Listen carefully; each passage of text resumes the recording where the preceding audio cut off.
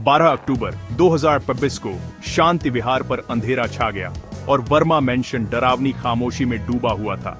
वर्मा भाई रोहन और सोहन, जो सम्मानित बिजनेसमैन थे, उस रात अकेले थे, जो एक बहुत ही रेयर घटना थी। सुबह तक घर की हेल्प रामू ने केओस देखा। लिविंग रूम अस्त व्यस्त था और दोनों भाई पलटते हुए फर्नीचर के बीच मरे पड़े थे। कोई भी कीमती सामान गायब नहीं था और जबरन एंट्री के कोई निशान नहीं थे। पूरे पड़ोस में शॉक और कंफ्यूजन फैल गया। फुसफुसाहटें फैलने लगी। कुछ को हल्की आवाजें याद थीं, कुछ को एक अनजानी कार, लेकिन कुछ भी पक्का नहीं था।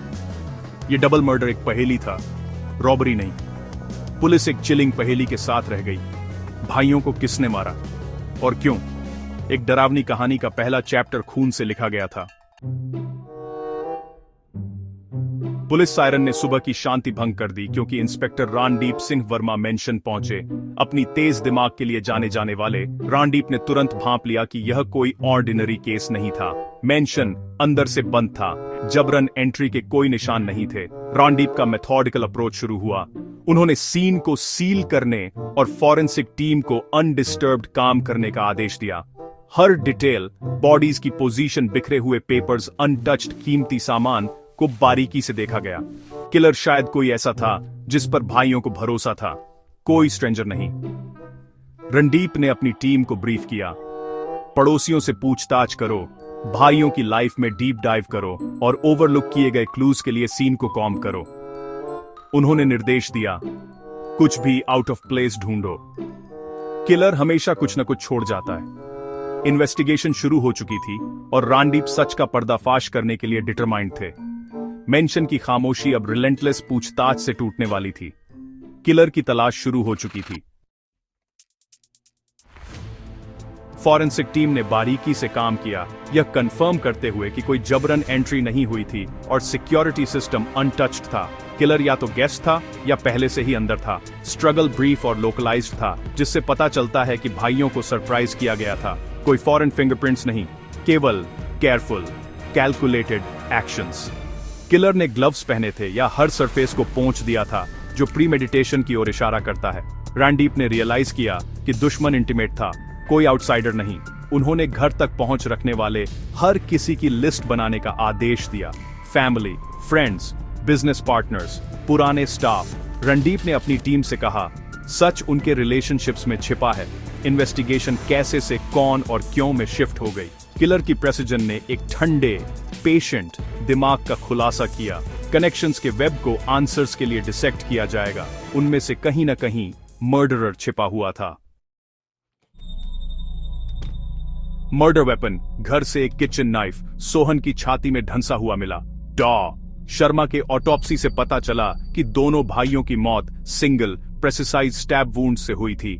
रोहन को पीठ में चाकू मारा गया था, सोहन को सामने से। सीक्वेंस ने बिट्रेयल और कन्फ्रंटेशन का संकेत दिया। चाकू वहीं छोड़ना रिस्की था, लगभग थिएट्रिकल।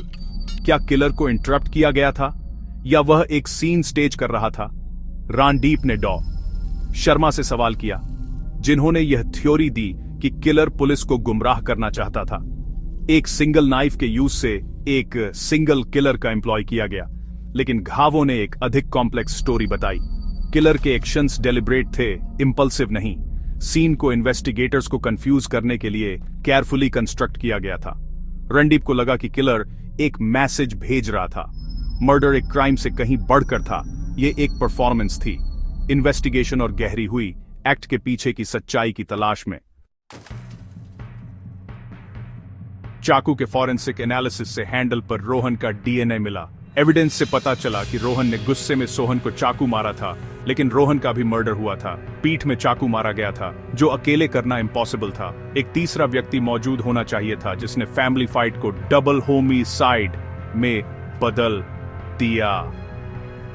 इंस्पेक्टर रणदीप ने थ्योरी दी कि असली किलर ने भाइयों को मैनिपुलेट किया, फिर रोहन को चुप कराने के लिए एलिमिनेट कर दिया, जो अकेला विटनेस था। क्राइम को फ्रेट्रिसाइड जैसा दिखने के लिए स्टेज किया गया था। मास्टरमाइंड की इन्वॉल्वमेंट को छिपाने के लिए किलर का प्लान चालाक था, एक मरे हुए आदमी को फंसाना और गायब हो जाना। रणदीप ने हर डिटेल को फिर से जांचा। ये कन्विंस्ड थे कि सच धोखे की परतों के नीचे दबा हुआ था। ये केस मिसडायरेक्शन का एक डेडली गेम बन गया था। रानडीप ने मोटिव पर फोकस शिफ्ट किया। भाइयों की मौत से किसे फायदा हुआ? जवाब, उनके कजिन्स विक्रम और अजय, जो वर्मा की प्रॉपर्टी के लिए अगले थे। दोनों कर्ज में थे और रोहन और सोहन के साथ उनके रिश्ते खराब थे। लालच और रिजेंटमेंट अंदर ही अंदर सुलग रहे थे। विक्रम और अजय प्राइम सस्पेक्ट बन गए, लेकिन केवल मोटिव ही काफी नहीं था। रानडीप ने अपनी सस्पिशंस छिपाकर उन्हें पूछताछ के लिए बुलाया। कजिन्स ने दुखियारी फैमिली का रोल प्ले किया, लेकिन रानडीप ने उनकी कहानियों में दरारें देखी। उन्हें यकीन था कि वे कुछ छिपा रहे थे और वह यह पता लगाने वाले थे कि क्या। रानडीप की टीम ने विक्रम और अजय के फाइनेंसेस में डीप डाइव किया, एक निशान की तलाश में। विक्रम द्वारा एक बड़ी कैश विड्रॉल और अजय द्वारा एक प्राइवेट इन्वेस्टिगेटर को सीक्रेट पेमेंट्स ने रेड फ्लैग्स खड़े कर दिए। पीआई ने एडमिट किया कि अजय ने उसे भाइयों के रूटीन को ट्रैक करने और यह रिपोर्ट करने के लिए हायर किया था कि वे कब अकेले होंगे। एविडेंस ने केयरफुल प्लानिंग की ओर इशारा किया, न कि पैशन के क्राइम की ओर। कजिन्स की फाइनेंशियल डेस्पिरेशन और विक्टिम्स की सर्विलांस ने प्रीमेडिटेशन का खुलासा किया। पैसे के निशान ने उनके इरादे और अवसर को उजागर किया। रणदीप ने पहेली को एक साथ आते देखा, मोटिव, मीन्स और मेथड। विक्रम और अजय पर शिकंजा कस रहा था। उनका परफेक्ट क्राइम अनरैवलिंग था। सच लगभग पहुंच में था। एविडेंस से लैस रणदीप ने विक्रम और अजय से अलग अलग पूछताछ की। अजय पहले टूट गया, प्रेशर में कबूल कर लिया और पूरी साजिश का खुलासा किया। कजिन्स ने मर्डर को ऑर्केस्ट्रेट किया। पीआई की इंटेल का उपयोग करके परफेक्ट रात चुनी। उन्होंने लड़ाई भड़काई, रोहन को सोहन पर हमला करने के लिए मैनिपुलेट किया, फिर अपने निशान मिटाने के लिए रोहन को मार डाला। उनका प्लान, इसे एक दुखद फैमिली डिस्प्यूट जैसा दिखाना। उन्होंने फिंगरप्रिंट्स मिटा दिए, दूसरी चाकू को ठिकाने लगा दिया और यह मानते हुए चले गए कि उन्होंने परफेक्ट क्राइम किया है। अजय के टूटने के बाद विक्रम ने कबूल कर लिया, वह दिखावा बनाए रखने में असमर्थ था। दुख का मुखौटा उतर गया था, जिससे कोल्ड ब्लडेड किलर्स का खुलासा हुआ। रणदीप की रिलेंटलेस पीछा ने केस को क्रैक कर दिया था। कजिन्स के लालच ने उन्हें मर्डर की ओर धकेला था और अब जस्टिस की ओर। सच आखिरकार अंधेरे से बाहर आ गया था। विक्रम और अजय के कन्फेशंस ने केस को बंद कर दिया। शहर को शॉक्ड। उनके लालच और ईर्ष्या ने एक फैमिली को बर्बाद कर दिया और उनके पतन का कारण बना। वर्मा की प्रॉपर्टी पहुंच से बाहर रही, उनका क्राइम उजागर हो गया। इंस्पेक्टर रणदीप की लगन और फॉरेंसिक एक्यूमेन की तारीफ हुई। ये केस धोखे पर सच्चाई की शक्ति का एक सबक बन गया। जस्टिस की जीत हुई और कम्युनिटी को क्लोजर मिला। वर्मा मेंशन त्रासदी की एक उदास रिमेंडर रिमाइंडर। अंत में उस रात की खामोशी सच्चाई की आवाज से टूट गई।